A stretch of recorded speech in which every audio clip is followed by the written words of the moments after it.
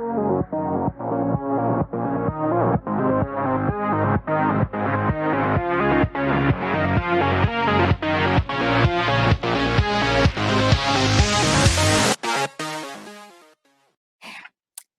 everybody, I'm Katrina. This is another episode of the Kicking Back with Kat podcast, and I have with me wrestler Tristen Thai. How are you today? What's going on? I'm good. How you doing?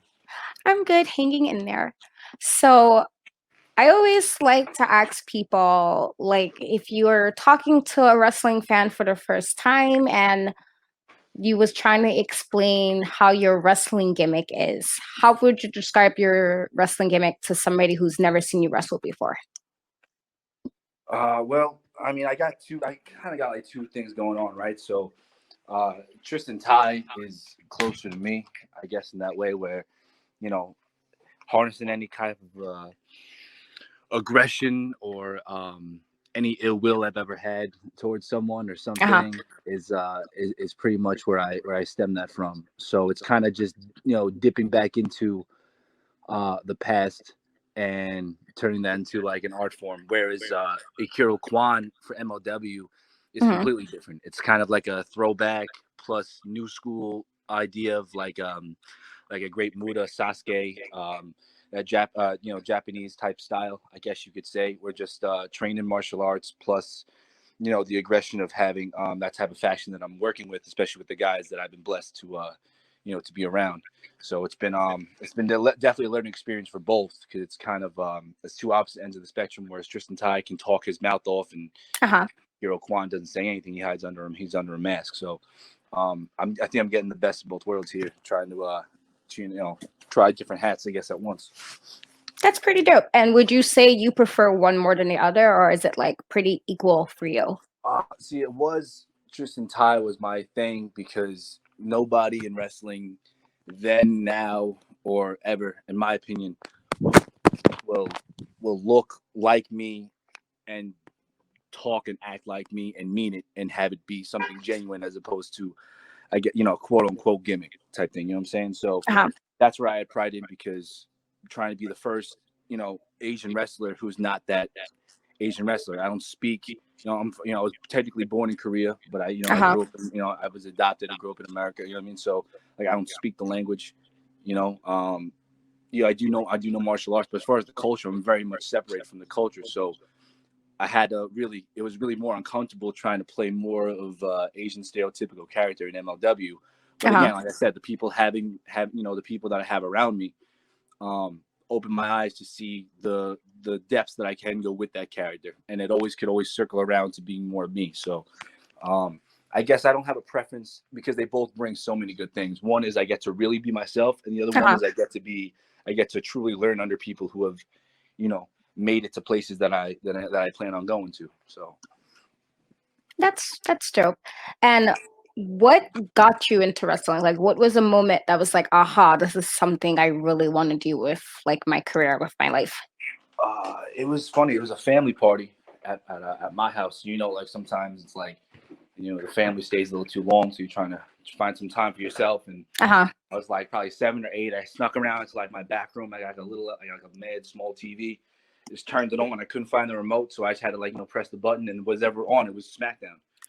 And I never seen it before. And like John Cena was in the ring. It was like 2003, 2004. So I was like 8, 9, and he was just doing his thing. He was rapping all that stuff, and I was big into that. So it just caught my eye, and he was just jacked, beating up people, and I was like, this is awesome.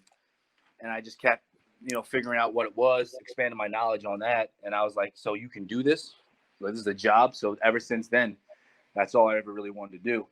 And then when I promised my mother I'd get a degree, and once I got a degree, I started training, and then it took off from there. That's pretty dope. What did you, if you don't mind me asking, what did you get your degree on? Was it like related to wrestling, or was it like a totally different thing? Well, I mean, kind of, I guess. I got my bachelor's in communications and in media, and I'm getting my master's degree now in social work. So, oh, nice. Yeah, it's been working out. Trying to do everything, I guess. So if you wasn't wrestling, I mean, I know you just mentioned that you're doing communication and social work. So what would you do if wrestling was off the table? Like you decided not to do wrestling. What would be like your dream job? Something that would like get you like super excited to do? Dream job? I mean, it's hard to say because like right now in social work, I'm trying to get very involved in the foster care system. And dealing with with children and troubled youth and all that. So I've been trying to that's a dream job of mine just to do regardless of how wrestling turns out. And then on the flip side of that, I mean, as far as like a dream, I mean, movies, TV, entertainment in general. Like I know I'm supposed to entertain people one way or the other. So whether that's helping people and giving people guidance professionally, or that's being on a screen somewhere or whatever, like supposed to be dealing with people is my dream job. So however that is. Nice. I actually have my degree in developmental psychology. It's just like a reference of social work, so that's pretty dope. Oh yeah, I like that. That's great. Yeah, I just feel like no, you're right. Everything. It definitely is. That was probably the reason why when I was doing my bachelor's, I kind of gravitated to like different tracks for it, and I was just like, I think I kind of want to know more about how people work, like in regards to like in relationships or in general with stress or whatever the case may be. So I think that's always like important. I think we do need more people who can understand those types of aspects of people. I think it will make things a lot easier. So that's really dope. I definitely agree with that for sure because like in school, like everything that we need to learn now as we grow older, we never learned in school. Like I never needed to think about isotopes at 22. I mean, I never had to think about that. But finances, having a relationship, raising a family, dealing with children, like you don't learn that in school, and that's the stuff we really need to learn. So if we can kind of cut that out, kind of make a shortcut for kids now and try to show them the way, like that's I'm into that. Super dope. I appreciate you saying that. I like that. What would you say is, or who would you say is somebody who had the greatest influence on your wrestling career? Like somebody that you was like, this is that person that I just love so much, or I want to. A lot for different reasons, man. Like I mean, in terms of like growing up and like pursuing it, I mean, it's got to be like the old, the OGs that I grew up with. When I was getting into a lot of trouble and doing a lot of dumb stuff, like they were the ones that told me, stay back. You got a brain. You got something you want to do. Like, go do it. Like, don't do something stupid. Don't get caught up. Don't get put in prison for something stupid. Like, there's a million reasons to make a mistake. You know what I'm saying? So I respect them for. Where I thought, they didn't think I could do it, or whether I felt like they didn't want me there. It was really, when I look back at it now, it was like they see talent. They saw something that they didn't have, or that they wish that they could have done earlier, and they pointed me in the right direction. So that, and then in the wrestling wise, my trainer, first of all, Kono, he was someone, like I said, like, he taught me everything that I know right now.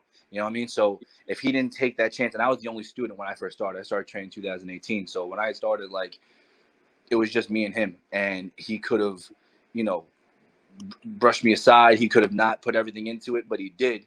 Whether he saw something or not, he put that extra effort in. You know what I mean? He took me to get my first gear made. He was my first opponent when I wrestled. The first title that I ever won. I won the tag team title with him. So it's come very full circle. Things with MLW, who's always there to support me and help me with that. So him. Obviously the company that I keep. Gabe Sky, Gennaro, Barton. There's 3 other young kids that we've been hanging out with. Liam Jacob, Percy Ryan, and Desmond Cole. You might not know them now, but I'm telling you, they're coming up because they're getting their heads screwed on straight. My boy, our boy Sam too. We have a very tight little community of hard workers, because in this, you don't need a bunch of friends in this. You have a lot of acquaintances and all that, but we're here to make money. You know what I mean? So, and as far as influences, like in like watching wrestling, I mean, I grew up on John Cena, Eddie Guerrero, Randy Orton, and just those types of things. I never really knew about independent wrestling until I was in the independents. I didn't know there was independent wrestling. Yeah, I always find it interesting because I literally found out about independent wrestling like last year. A friend of mine was like, "Oh, let's go to House of Glory," and I'm like, "This place is 20 minutes away from where I live," and I'm like, okay, I guess." And then I actually really enjoyed it a lot more sometimes than like more known places. Not that I have, WWE is great and I love New Japan Pro Wrestling, Right. but it's something different about like indie shows. I feel like the wrestlers are a lot more willing to, do what the fans kind of, what the fans, they feel like it's more of a home-like feel or more relatable feel. So I think Yeah. that's pretty cool. Yeah. I think there's a different sense of pride with that crowd. I met some of the really some of the coolest people that I'll probably ever meet through wrestling independent scene. And and obviously I met some of the weirdest people I think I would ever meet if I didn't do wrestling. So, you get you get both. That's great. Um, some people don't like comparing, but I'm always interested in how people look at themselves. So if you could pick somebody that you can be like you would compare yourself to, or if you ever heard a fan say, "Oh, you remind me of this person," who would that person be? Because honestly, like, unless like the racist, nobody. There's really not. There's nobody Hmm. who could like if someone like if doctor's office, telemarketer, someone calls me and I pick up Uh-huh. the phone and then I gotta go see them afterwards. They have no idea that's the person that they were talking to. Uh-huh. A lot of people are so conditioned when they see someone that looks like me, they have to walk this way, act this way, dress this way, Yeah. do this, even when it translates to the ring. Granted, I got a second-degree black belt in martial arts. Like I'm not, I'm obviously going to use that, but you know, I am my own individual, so you can't copy that, you can't mimic that, you can't gimmick that. So when people see me, they've never seen anything like that before. They've never seen someone like me that looks like me do a 360 kick and then talk shit like they know him from New York. So it's like one of those things where you can say, oh, that kick looked like Tajiri, but you're nothing like Tajiri. They Yeah. can they can name drop a million times and there's nobody who's done things the way I've done them. So, like and that also I take great pride in that, in being able to be the anomaly to Asian stereotype, Asian wrestler, whatever the case is. Not that I'm embarrassed of my culture or my race, but I do take pride in being a different example for people, for other kids who might be in the same situation that I was and didn't have the voice or didn't have the jewels dropped on them to change their attitude towards how they look at things and how they tackle situations. I'm actually really glad you said that. I think that's what is really important. And I'm a writer, so like a lot of times when I write mostly people of color just because that's a preference and because, growing up I wanted more characters of color. You see that you want to read a book and you're like, oh, this person reminds me of me or whatever the case may be. And it's always that like people expect people, especially of color, to fit in these like boxes. And if you Right. don't fit in the boxes, like their mind's blown, like, oh my God. And I'm like, but there's so many aspects to, different cultures. There's so many things. It's not like this one stereotypical thing that everybody just fits into, and this is what it's supposed to be like, kumbaya and everything. It's supposed to be like that. So I'm actually really, really glad you said that, because I think that's actually really important to have, you know, all aspects of a person, and it shouldn't just be solely based on the fact they look a certain way. So Right. I love that answer. Um, what would you say is something that you had to sacrifice to wrestle?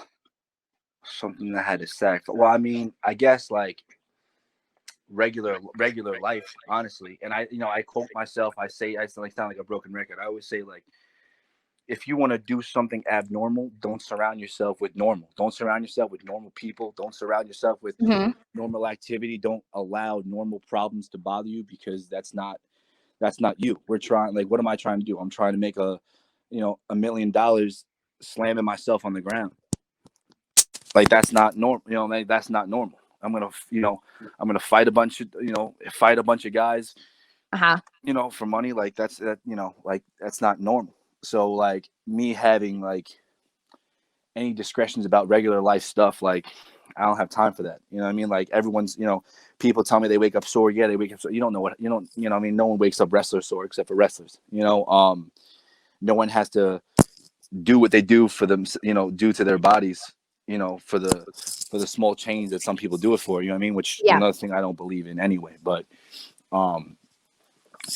it's, I don't know. It's one of those things like, I don't know. It's hard. It's kind of hard to explain. Okay. I kind of got what you're saying, so that's cool. Yeah. It's cool. What would you? I've been hearing this recently, so I'm always curious to know the answer. Like, what is your thoughts on like intergender wrestling? Is it something you can get behind? Is it something like, no, that's not for me? What are your thoughts on that? It's weird, you know what I mean? Like, it's almost like kind of like deathmatch wrestling. You know what I'm saying? Like, I never watched deathmatch wrestling, so I don't have an attachment to it. I don't watch intergender wrestling on purpose. Not that it's not that I don't, you know, I don't feel one way or the other about it. I don't think people should.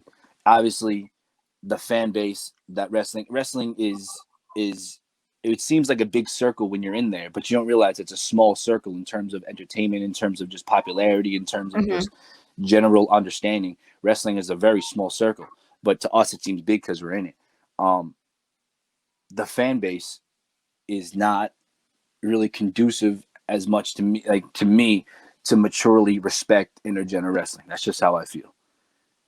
You know, there's a reason why a bad intergender match would get 6 million views, where a good indie match with two unknowns would get 200 views. There's creeps. So it brings that out. So to me, like, that brings negative attention to wrestling. Plus, it brings all the extra outside hate. Like, I look at, like, entertainment is way bigger than wrestling to me. So if you're doing intergender wrestling, you're having, you know, and it has that weird vibe to it, and then and then there's people who follow it, who make it weirder. That just took away sponsors. That just took away investors. That just took away more eyes that would be attached to the product because they don't understand what's going on. So I think with anything, I think there just needs to be a reason for it. Like, if there's people just, you know, killing each other and everyone's bleeding all over the place, but there's no reason to make people understand why that's happening, it's the same thing. You know what I mean? I just feel that if it's done well, which it can be done well, because I've seen it been done well, you know, it really just depends on the workers and then on the talent. I don't think you should stick men and women together, because it either makes men look like dicks, or it just looks more like, it's not. I mean, it's not for me. It's not for me personally, but I don't look down on it. I look down at the extra stuff that surrounds it. That makes sense. I get that. Like, just don't put something there just because. Like, make it make sense. So, like, don't do it. Like, I'll make people do it for views. Is really what it comes down to. You do it for views. I think from an artistic standpoint, a man can shine crazy in that situation. Because, you know what I'm saying? Like, how can, like, if you're gigantic, like if Barton wrestled a tiny ass little girl, like, how can he artistically make it look like she can beat him? Because you know what I'm saying? Because how can you play on that reality? Because if you look at them together, it's a massacre. There's no way. You know what I mean? So that's brings the artistic. To me, artistically, that's what it can bring to the table if it's done right. Okay. And what would you consider your favorite match you ever done for yourself, and then your favorite match you have watched from someone else? Wow. Damn. I mean, like, biasly, my boy Gabe, he wrestled. We did these shows, home promotion, and he wrestled one of the other trainers, Jack Gallo, who's, I have nothing but good things to say about him too.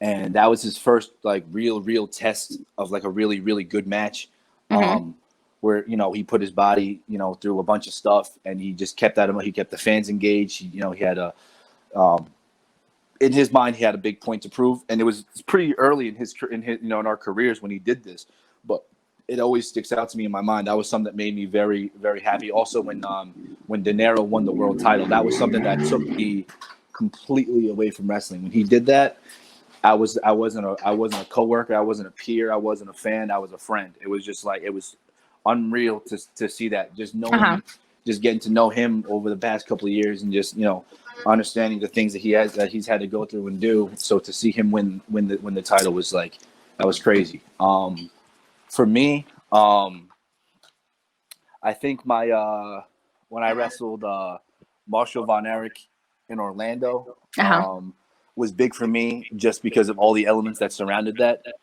You know, versus a Von Erich doing it on, you know, for MLW. So it was just having a singles match and be given the opportunity to do that on television, and have them put their faith in me, to put me on their product in that way, was like, that was a big thumbs up for me and my confidence for it. But before that, myself versus Jay Freddy at Beyond, that was really one of the matches that got me noticed by MLW. So because of being with such a good talent like Jay Freddy, I was really able to understand what he was trying to do in the match, and it made it a million times better. So I would say those two. Nice. I'm gonna have to watch those matches now, definitely, so I can. Every time you give me to do one choice, it always ends up being I always get like 4 matches instead. No worries. I'm actually very glad that you're explaining yourself so well. It's great. No worries. I hear I've heard different stories like how wrestlers are like on the road. What would be your pros and cons of like wrestling, like being on the road, or like even if there's like backstage politics, what would you like say the pros and cons are of being a wrestler? I mean, the cons of that, it's not like any other professional sport. Whereas when you go to like an NFL combine, you're with the elite of the elite.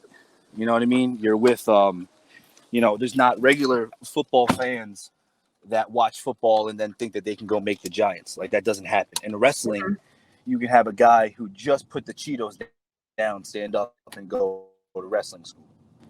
They think it's cool. Who's doing this because it's a fun thing to do on the weekends, or who's doing this because they want to be a brand. They want to have a name. They want to have value. So the positive part about that is when you find those people, your mind opens up by like 50% because now there's nine other minds you can pick of different ideas and different things that they saw, inspirations, matches, like influences that might not even be with wrestling. It could be something else. So when you find those people, that's the beauty of it because you continuously learn at a high level. But the cons are that you got to deal with a lot of BS that you wouldn't have to deal with in other sports. Okay, that makes sense.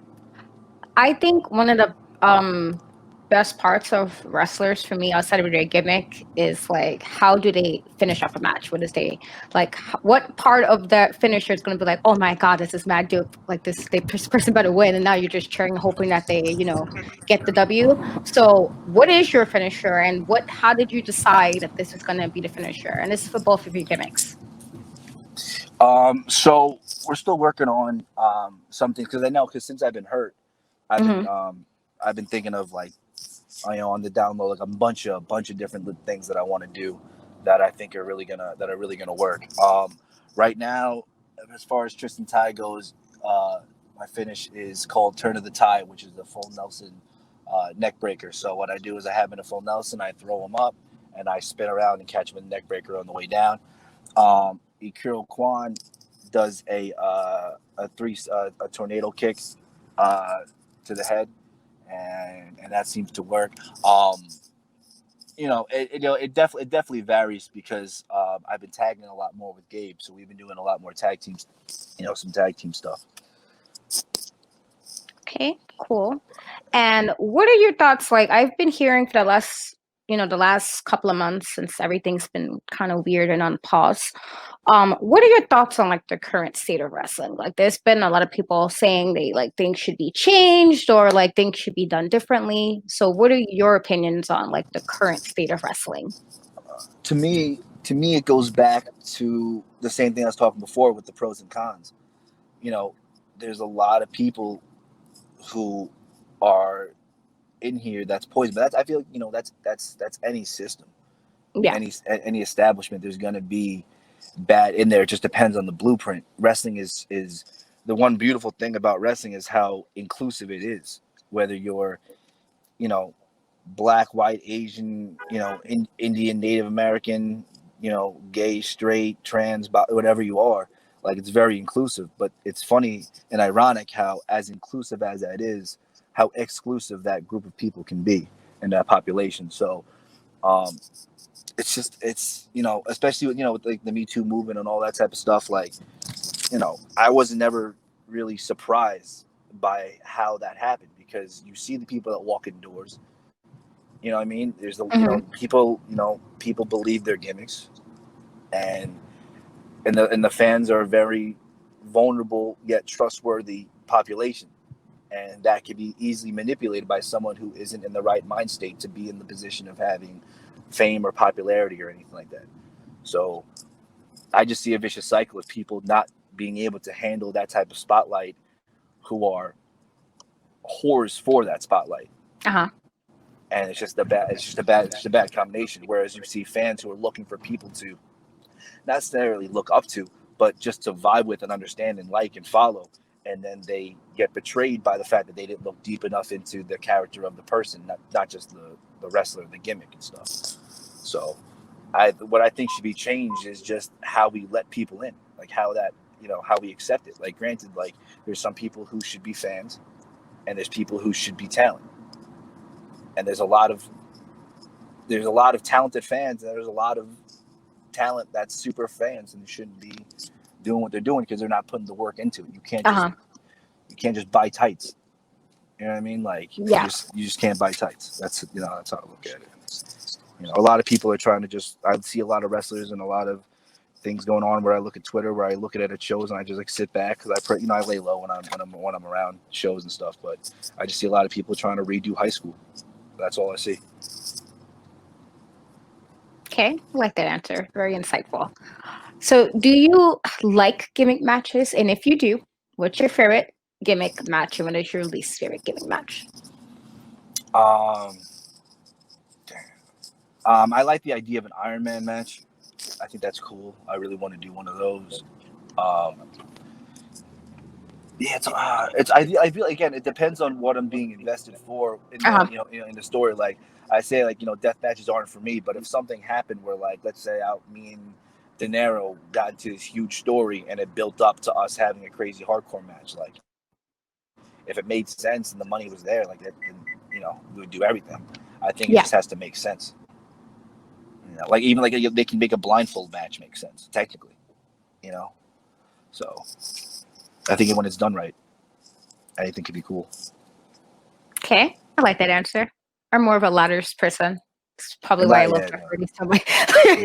Jeff Hardy got me very obsessive with wrestling. So, like, I liked Shawn Michaels introduced me, but Jeff Hardy was like, "Oh my god, now I have to watch this guy like do the crazy stuff off ladders and stuff." So normally, I think I kind of associated ladder matches with him, even though I know it was done before him and stuff. It's just, I don't know. He does something with the ladder. It's just to be like basic that I can never like. It's just so much. He's awesome. For some of the stuff that he does, I'm just like, I can never do that. Like the amount of he puts on his body is crazy. And it's crazy how long he's been doing it, because you think about, like, when you started watching wrestling, he was around, whenever we started watching wrestling. So it's like you people, there's people who have, we got LeBron James and Derek Jeters and those types of people who grew up with our televisions the whole time. Like Jeff Hardy, he's one of those guys, like he's been around. Yeah. Like, all we know is him. Very, very true. What has like your favorite promotion? Like, what is your favorite promotion that you ever worked for? And if you can choose any place to add to your resume, where would you like to go and wrestle? Oh, wow.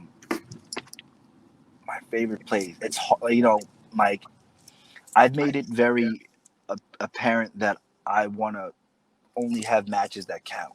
So, like, whereas a lot of my peers, they have hundreds of matches under their belt already. I only have 55. I've only wrestled 55 times. Mm-hmm. So being that, like, I want to make sure that I'm only wrestling that, like, I don't want to wrestle people who won't elevate, my brand, what I mean, type of thing. So, Beyond was something that we went into not expecting anything, just for the experience, and they liked us and believed in our, in us enough to give us these shots, and that's what brought me to MLW. So, like, Beyond learned a lot. Just being in Beyond was the first time I was in a locker room of people that mattered, and not mattered in the sense of just like, they're better than anybody, but the way that they handled themselves backstage in the locker room with each other, like everyone was locked in, and that was the first time you felt like you were in a professional athlete's locker room. You're sitting next, I'm tying my shoes, I'm next to, guys like, like Brian Cage, and then Gangrel's over there. And then, there's a lot of people there who, who take this very seriously, who have bought homes from wrestling, those are the people that I need to talk to and be around.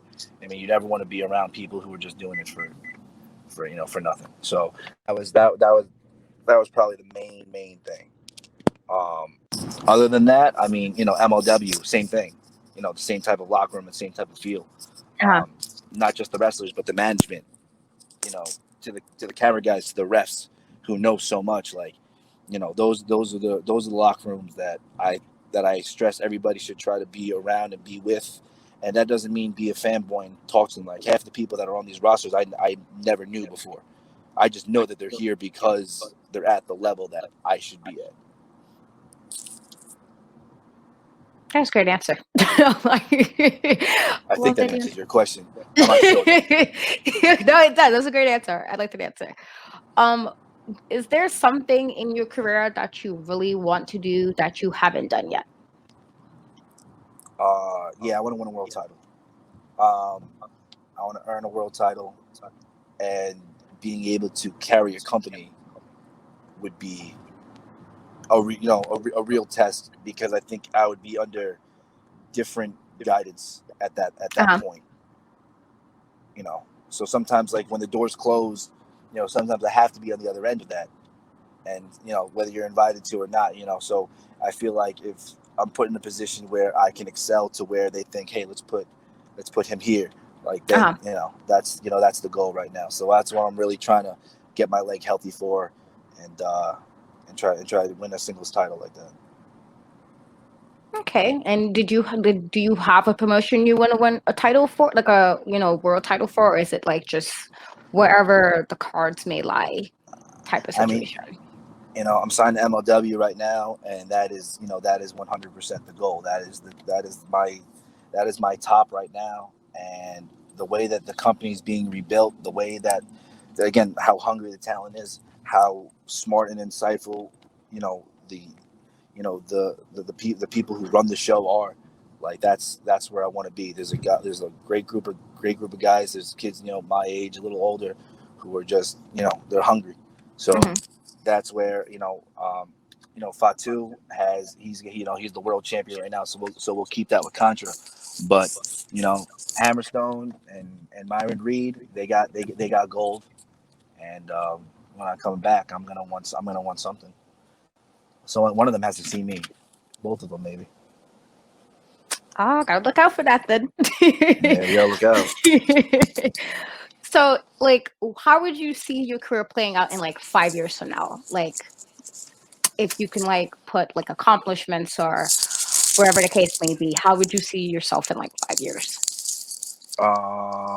It's hard to predict the future like that. I feel as though if I keep doing what I'm doing, and and that means pushing the limits, all the time, that being someone of value. Because right now, like, it's the place that I've been able to work, and I've been, the opportunities that I've been able to, to capitalize on, don't come to people who have 55 matches.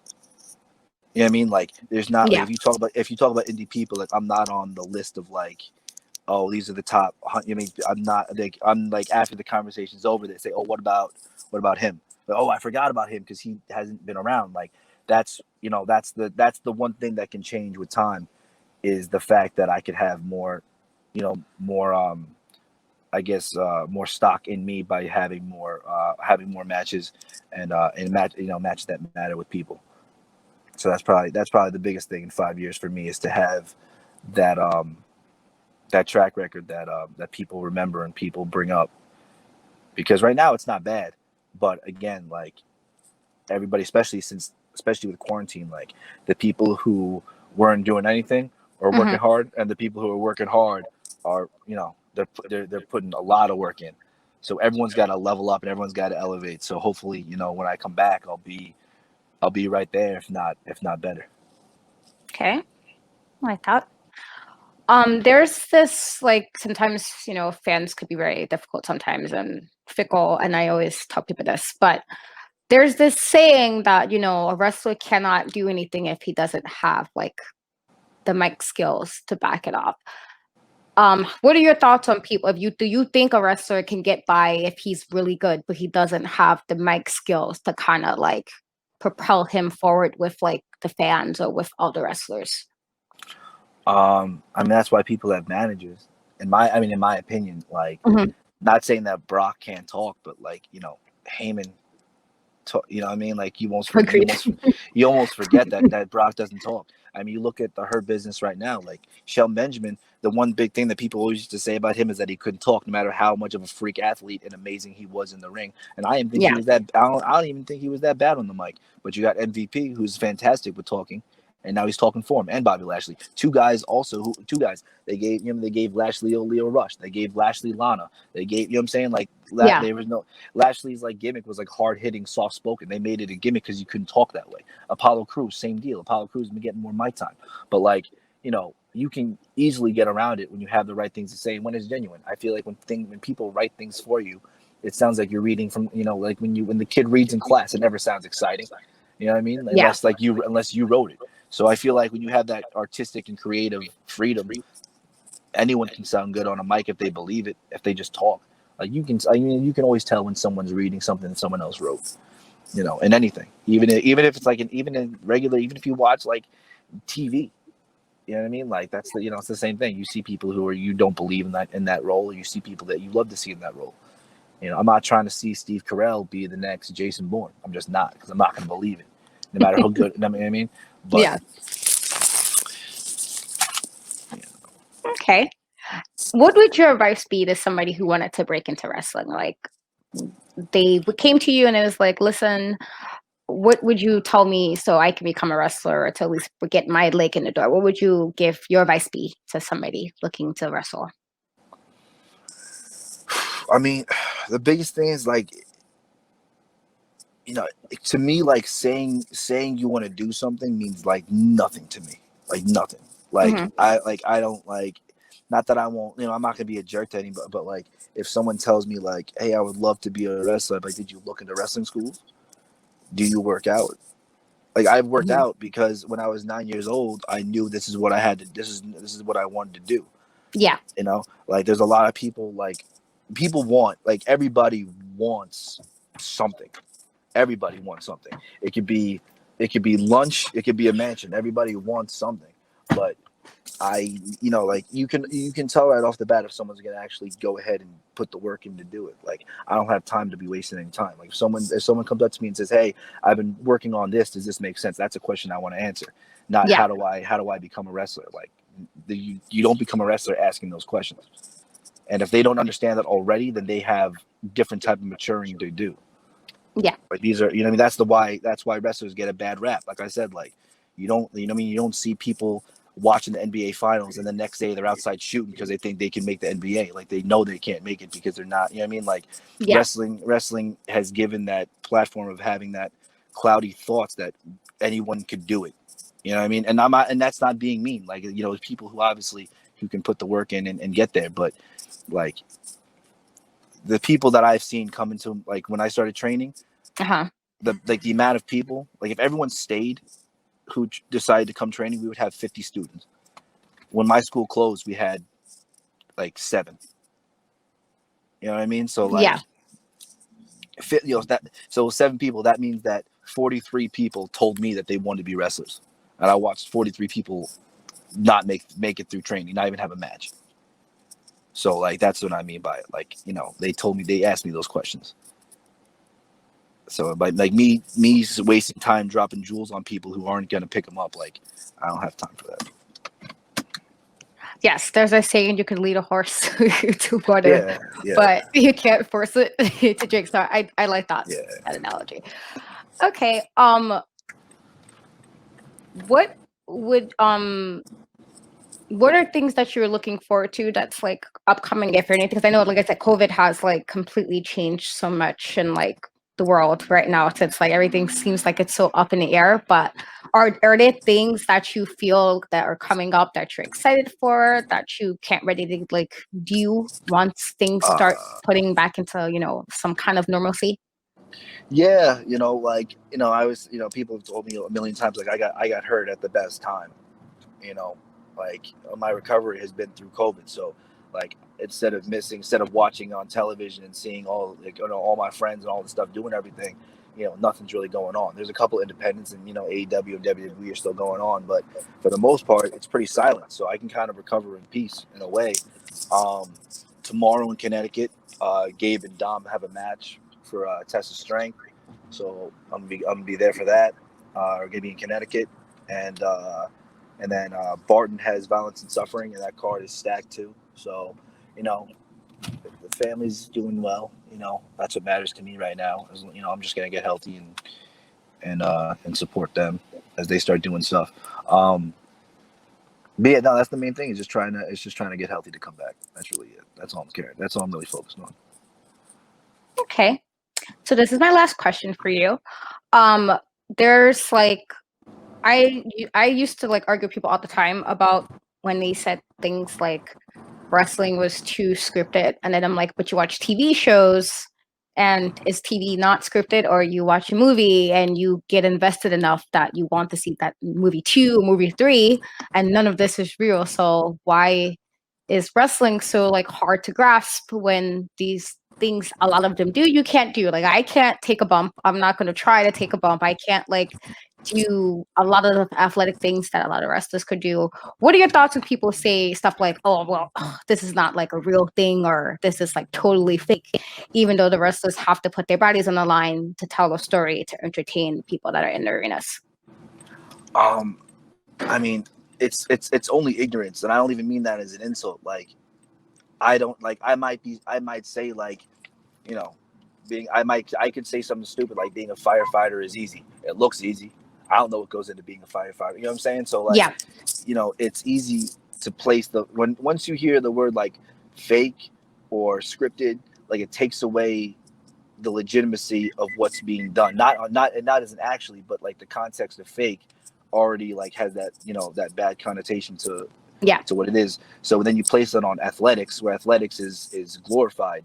It's like idolized, especially here, everywhere sports are. So when something is scripted, when something is fake, when an athlete bets on his team to lose, like things like that, you know what I mean? Like, people want to see genuine competition. That's really what it comes down to.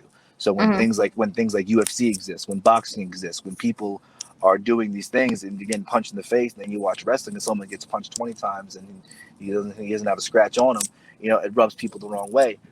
Whereas in movies, yeah, people obviously know that, that like John Wick. You think that what's his name is out here like 360? He's not doing that. Yeah. You know what I mean? Like he's he's picking flowers when the camera's off. You know what I mean? But in John Wick is a badass. Whereas you look at another character, like he might be the nicest dude walking across the street, but like the character of the wrestler, he's a badass. You have to just separate yourself from seeing the live action as something that's, it is a movie, it is a fight scene. But again, it's different because once people like understand and respect, like they see these athletes, like these Division I wrestlers who come in, these Olympic wrestlers who come in, these ex-boxers, these ex-NFL guys, like who are legitimate athletes. Then it's kind of, to me, it's word of mouth. Like none of my friends, none of my boys like watch wrestling. They did when they were like 6. You know what I mean? But seeing, as I said, like some of my injuries, coming to my matches, seeing things that I put up, like they see legitimacy in it. Regardless of whether they're still fans of it or not, but they see that there is athleticism in there. It's one take, and it's done multiple nights, sometimes done multiple times in one night. And it is life or death. So, I think the respect is growing just because of the more knowledge that's being spread about it. But again, wrestlers should only be really concerned with their circle and expanding that and expanding that, professionally. Like if I'm doing a match, I want to make sure that people are watching, like important people, like what money's coming in, what sponsors are supporting the company, what investors are there. Like that's what people should be, worried about. Not so much if you're pulling, like, if there's people that hate wrestling, like don't try to make them like wrestling. They're either gonna never like it or they're gonna like it on their own time. Like look at the people who are putting money into it or could potentially be putting money into it. Yeah. So. It's a great answer. So is there anything you want to tell the listeners, anything you want to promote, anything you want them to look out for? I mean, extreme violence and suffering. You know, Chris Barton's making his return. You know, I mean, that's gonna be cool. Test of Strength tomorrow in Connecticut. You know, watch MLW Fusion, and you know, I'm gonna be back. I'm gonna be back soon. So hide your wives, hide your kids. Oh man, that's good.